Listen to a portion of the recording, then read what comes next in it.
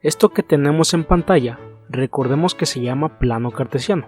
Está compuesto por el eje de las X o abscisas y el eje de las Y, también conocido como ordenadas. El plano cartesiano es necesario para poder analizar las funciones trigonométricas. Primero que nada, tendremos que dibujar una circunferencia para poder definir qué son las funciones trigonométricas. Luego dibujaremos un segmento desde el centro a uno de los puntos de la circunferencia para poder conocer cuál es el radio, que en este caso mide una unidad, aunque esto puede variar. Cada punto ubicado en el plano cartesiano se representa con una pareja de coordenadas, una con valor X y otra con valor Y, como se muestra en la siguiente imagen. Por ejemplo, el punto R de nuestro radio tiene las coordenadas 0.8 en X y 0.6 en Y se representa de la siguiente manera. También debemos conocer que el radio forma un ángulo con el eje de las X y que al rotarlo, este ángulo va a aumentar o disminuir. Suele representarse con la letra griega alfa. La mayoría de las veces se nos presenta a las funciones trigonométricas de la siguiente manera. Seno de alfa es igual a cateto opuesto sobre hipotenusa. Recordemos que alfa se utiliza para representar a un ángulo. Coseno de alfa es igual a cateto adyacente sobre hipotenusa. Y tangente de alfa es igual a cateto opuesto sobre cateto adyacente. Esta es la manera en que normalmente se nos enseñan, pero en el plano cartesiano no tenemos catetos y tampoco tenemos hipotenusa, así que la definición correcta es la siguiente. Seno de alfa es igual a la ordenada sobre el valor del radio, y recordemos que ordenada es otra manera de decir Y, así que podemos representarlo como Y entre el radio. Coseno de alfa es igual a la abscisa entre el valor del radio. Abscisa es otra manera de decir X, así que podemos representarlo como X entre el radio. Y por último, tangente de alfa es igual a la ordenada entre la abscisa. Dicho de otra manera, es igual a Y entre X. Tomemos como ejemplo el punto en el que nos encontramos. Vamos a calcular seno de este ángulo. Seno de alfa es igual a Y sobre el radio. Ahora colocamos los valores donde corresponden.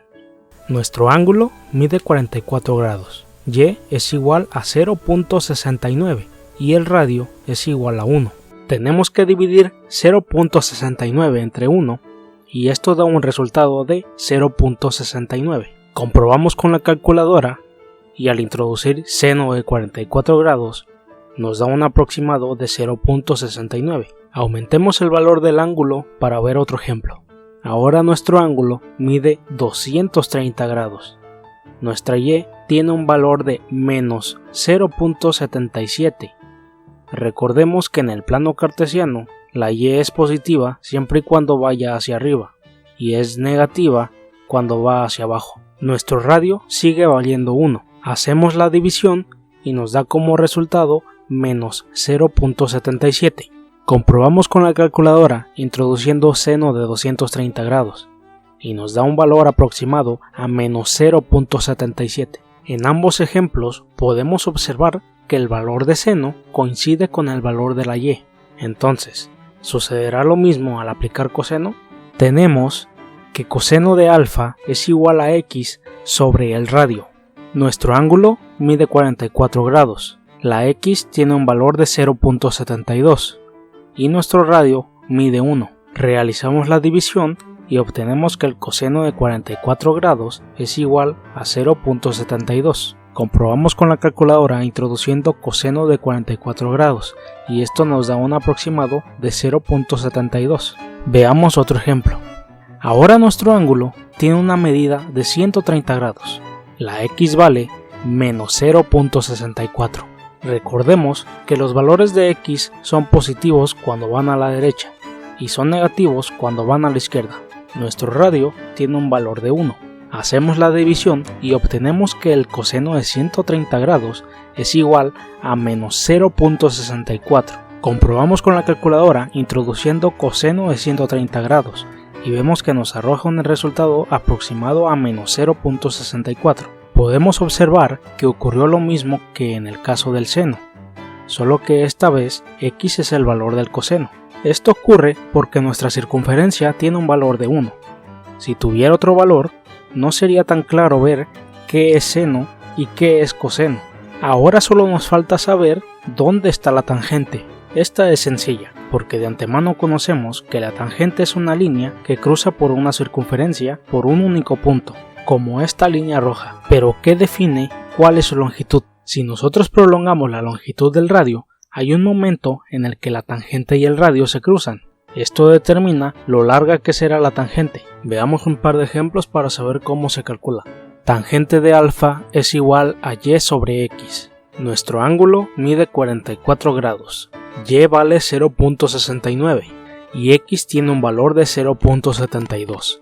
Hacemos la división y llegamos a que el resultado de la tangente de 44 grados es 0.95. Esto sucede porque los valores están redondeados. Es por eso que no aparece el valor exacto, tan solo se le aproxima.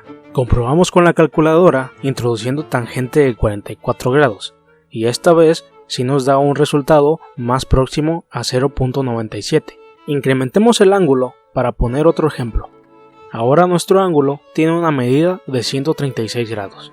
Y vale 0.69 y x tiene un valor de menos 0.72. Hacemos la división y nos da un resultado de menos 0.95.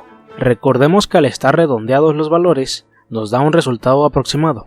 Comprobamos con la calculadora introduciendo tangente de 136 grados y esto nos da un valor aproximado a menos 0.97.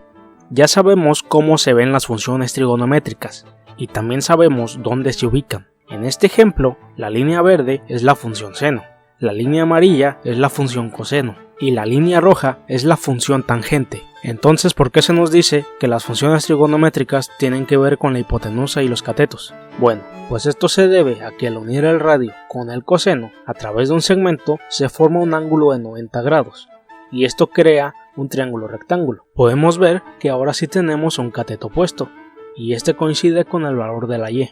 Tenemos un cateto adyacente que coincide con el valor de la x y tenemos una hipotenusa que coincide con el radio de la circunferencia. Es por esto que podemos calcular el seno del ángulo dividiendo cateto opuesto entre hipotenusa.